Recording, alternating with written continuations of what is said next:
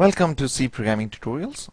This is a production of YouTube channel LearnRama and the Facebook page Awesome C Programming Tutorials in High Def. If you haven't subscribed to the channel LearnRama, I would highly recommend that you do so. This way, if you will be notified as soon as I post any new tutorial, and you will be able to also from your subscription you'll be able to access all the tutorials as well. And if you haven't become the fan of the Facebook page, I would recommend that you do so as well. I thank everyone who has left me comments on the YouTube page, appreciating all these tutorials. I really appreciate it, and I would definitely like to keep getting the feedback, and if you have any question or anything, you can definitely feel free to ask me that question. I'll try to answer those questions as well. Anyway, so let's get started. In today's tutorial, we are going to learn about how to actually pass the arrays to functions as parameters. So we have been doing many tutorials in the past about functions.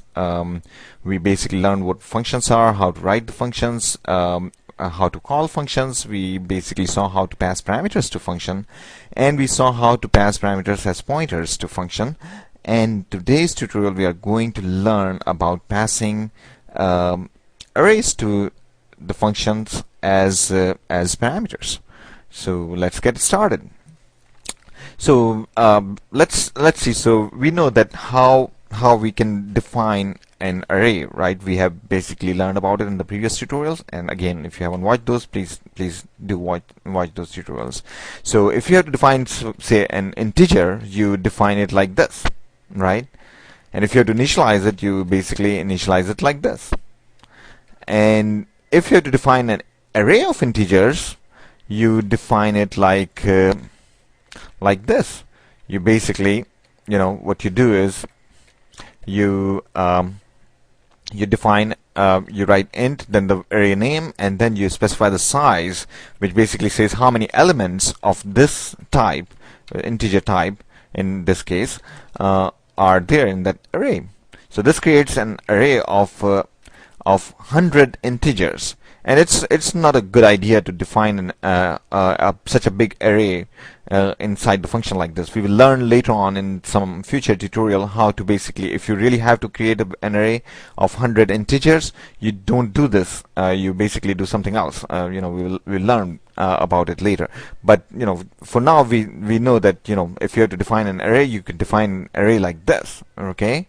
Now, if you have to pass a access parameter, you just basically just pass it as the parameter. We learn how you could do it in the past tutorials. But if you have to pass the arrays, we will see how you declare the function so that it can accept the arrays here. Okay. So but before we do that, let's try to do some kind of let's write a simple program. Okay, what does that program do? The program actually computes the total number of days in a year. Okay, very simple. And the way it does it, basically we already are going to hard code the number of days in every month. Okay, given the number of days in each month, how many days are there in the whole year? Okay, very simple, right? So first thing that we have to represent is what's going to be the data that this particular program is going to use. Okay, think about it. What is it? It's basically, what is the input, kind of, what is it? It's basically the number of days in each of the month.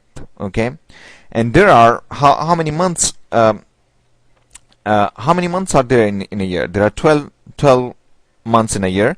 Number of days in each month, some of them each of the months is basically, some of them is 30 days, some of them 31 days, some of them, one of them is actually 28 days. So, but they are all integers. So we have to basically represent these 12 integers, one for each month. So how do we do that? obviously, first thing that comes to mind is basically you cannot do it in just one integer, or you don't want to declare 12 different integers. That's not going to be a good program. So what do? We basically create, we have to store 12 integers. When you have to store multiple of the same type values, what do? You basically create an array of that type. So what we are going to do, obviously we are going to basically create an array of integers. And what are we going to name it? Since it represents the number of days, let's call it n days, right? Number of days. And how many of those? 12, because there are 12 months in a year. So there will be 12 such values, one for each month. Okay. So this is how we are going to declare those months. Now, where are those days going to come from? We are going to hard code them. Hard code means, you write something, you assign a value into the program itself. That's hard coding, okay? That's basically, it's not going to change as the program runs. So you just hard code it in, right there. So one thing would be you could ask the user to enter it, but, since it's a fixed value, it cannot change. January always have 31 days. It's not going to be 30 days one year, 20 days next year or something like that. So values which are not going to change, you should hard code in the program itself. And one way to do it is basically right at the time of initialization of the array. And I don't think I've ever mentioned this before, but you could initialize an array right at the time when you declare it. Just like you can initialize an integer like this, you could basically initialize an array like this, okay? Like braces start and braces close. Between this, you can write all the values of each one of these elements here. So there are 12 elements, and each one of them is actually an integer. So we basically write this the number of days for each of those elements. So what is the how many days are there in January? 31. Okay, and then separate them by comma. So 31 is going to go into the first element of this array. And what's the index of that element? It's basically 0. So n days of 0, n days sub 0 is basically, it's going to become 31. Okay, and then for February, it's usually 28. Okay, for this year it was 28 definitely.